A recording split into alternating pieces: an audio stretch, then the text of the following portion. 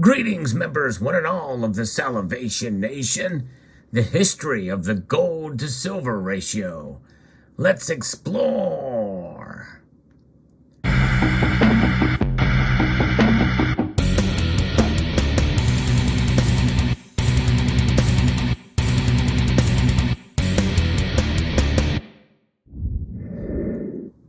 That term, the gold to silver ratio, as described, is how most of us understand it. That's the terminology used. But in reality, it should be reversed because it measures the number of ounces of silver that it would take in order to buy 1 ounce of gold based off of the spot price at any given time for each of the metals. But nonetheless, this is a topic that I've actually covered before, but I want to revisit it from a slightly different angle, reaching back in time here as a reference an article that's been recently posted on Investopedia.com. I think it's a good idea to talk about the gold to silver ratio. Many people feel it doesn't matter because the metals are too far apart these days, and in reality, they're correct. But I think it's good to have a little bit of perspective. And I do think that there is a normal for what the gold to silver ratio should be or what it could be. And I believe that we will eventually get there at one point or another.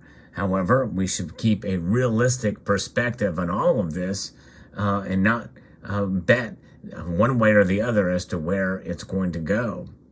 Historically, the gold to silver ratio has been fixed. And it's only kind of been strayed away from being fixed since the beginning of the 20th century. And hundreds of years prior to that, the ratio was often set by governments for purposes of monetary stability and was fairly steady. So in a sense, that's manipulation at its core. Governments fixed the price of gold and silver. And many would shudder at that fact, but that's in reality what going back to a gold or a bimetallic standard would be. The Roman Empire officially set the ratio at 12 to 1. The ratio reached 14.2 to 1 in Venice in 1305 and remained at this level until 1330 when it fell to 10 to 1. In 1350, it fell to 9.4 to 1. In some places across Europe, it climbed back to 12 to 1 in the 1450s.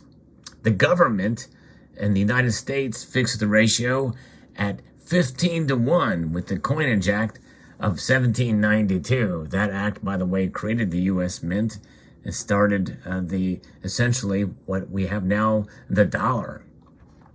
The discovery of massive amounts of silver in the Americas, combined with a number of successive government attempts to manipulate gold and silver prices, led to substantially greater volatility in the ratio throughout the 20th century.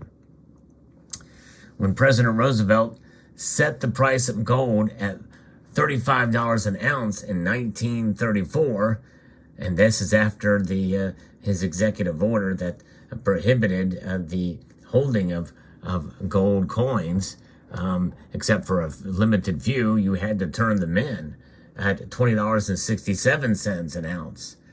So the ratio began to climb to new higher levels, which peaked at 98 to 1 in 1939. That's pretty amazing.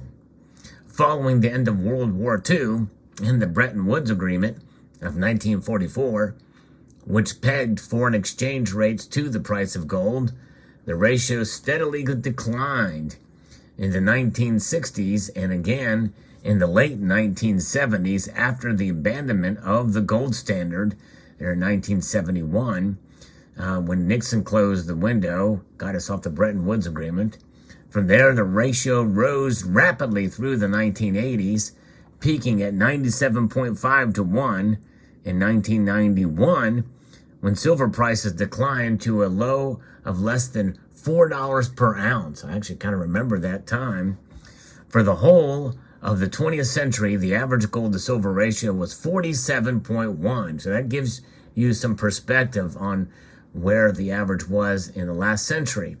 In the 21st century, the ratio has ranged mainly between the levels of 50 to 1 and 71, breaking above that point in 2018 with a peak of 104.98 to 1 in 2020. In fact, there was a time when it got up to 125 and 126 to 1 for a brief amount of time then. The lowest level for the ratio was 35.1 in 2011. And again, that's an average because it did get down for a brief moment of time to 32 to 1.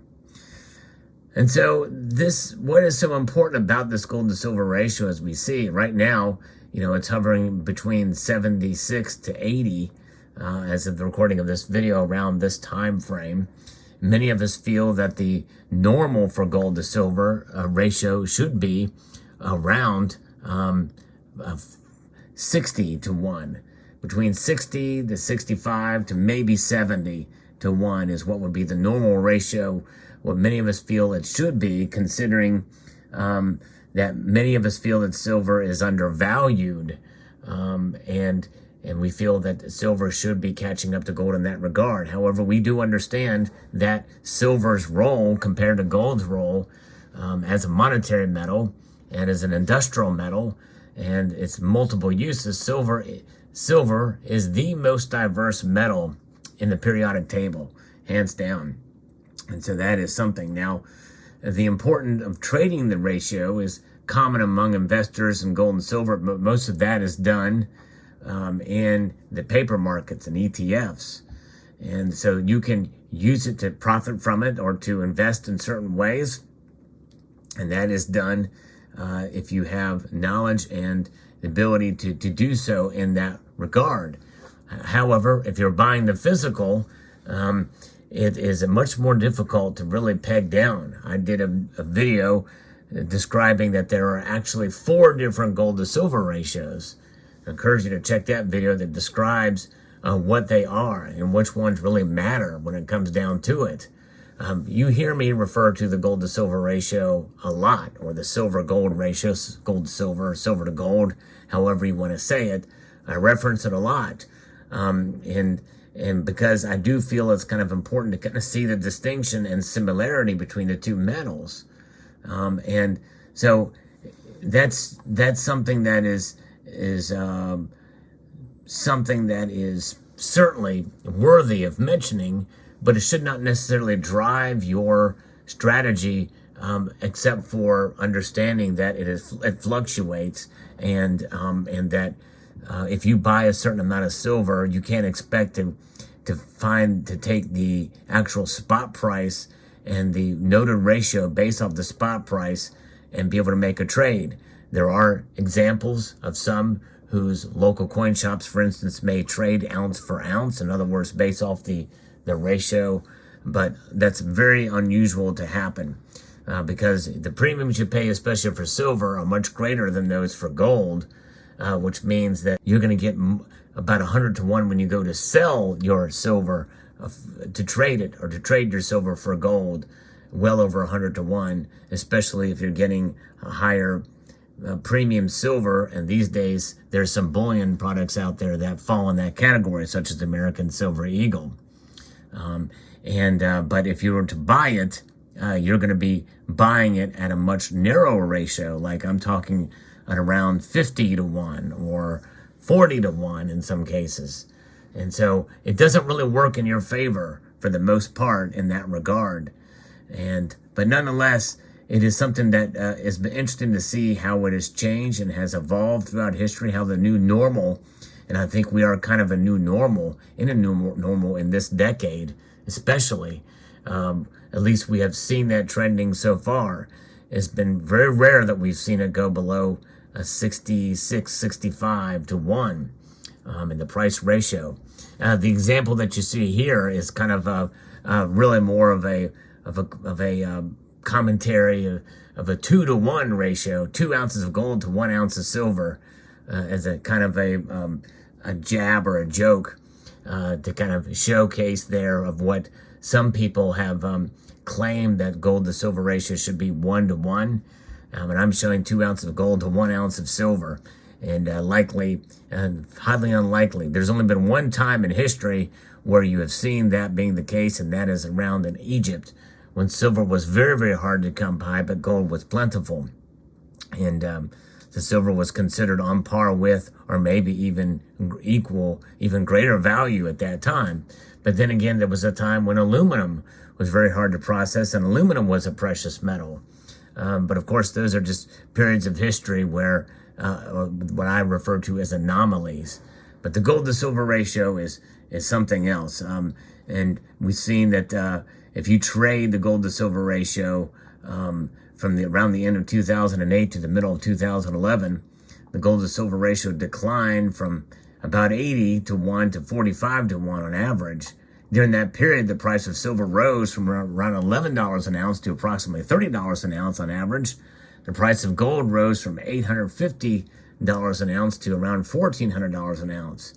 A 2008 buy of 80 ounces of silver against a short sell of a 1 ounce of gold would have resulted in a profit of $1,520 in silver against a loss of $550 in gold, for a net profit of $970 as an example there. But that's in that perfect storm, in that world, trading essentially ETFs. And so as you know, the gold to silver ratio, or the silver to gold ratio, measures the amount of silver it takes to equal this 1 ounce of gold. And it remained fairly stable through most of history because of the fixed ratio that was set by governments. And we know what our view on governments manipulating or controlling anything, but at the same time, that's essentially what would need to happen if we were going to have a gold or bimetallic standard. And so very, very interesting indeed to look into. And so there you have it. And again, we should not get our hopes up or down based off of the ratio of gold to silver. I think it's just a matter of your comfort, your level of comfort holding one metal over another or in conjunction with another metal. Gold and silver have stood the test of time, and when you take a look at buying your silver and your gold, you have to take into account premiums at the time of buying and the premiums that you gain or lose at the time of selling. And if you were to consider buying a bunch of silver in order to trade it for gold, you must take into account the losses that you would take when you make that trade. So consider all, and I don't think the gold to silver ratio should be ignored, because it does give you a barometer of what's trending and what would be considered a better play as far as a stable store of value between the two metals. But I think no matter what, if a higher gold to silver ratio means that silver is undervalued, it may mean that it's underperforming and it could continue at that pace, or it's undervalued depending on how you look at it. Let me know what your thoughts are below. I hope you enjoyed this video. I'd like to extend a multitude of gratitude to you all for taking the time to watch, and to encourage you to please rate, share, comment, and subscribe.